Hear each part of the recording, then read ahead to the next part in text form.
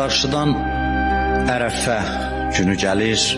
Qurban bayramından bir gün əvvəl Ərəfə günüdür. Ərəfə gecəsini mümkün olduğu qədər, gücünüz çatan qədər ibadətdə keçirməyiniz tövsiyə olunur. Hədisdə var ki, kim Ərəfə gecəsini ibadətdə keçirərsə, 170 il ibadətin savabı yazılır. Yəni, böyük bir ömür ibadətin savabına bərabərdir.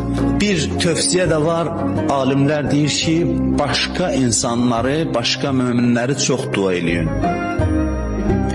Ərəfə günündə hədisdə var ki, bir mələk də yanır insanın başı üzərində. İnsan başqasını dua edərkən nida eləyir ki, onun neçə bərabəri sənin özü olsun.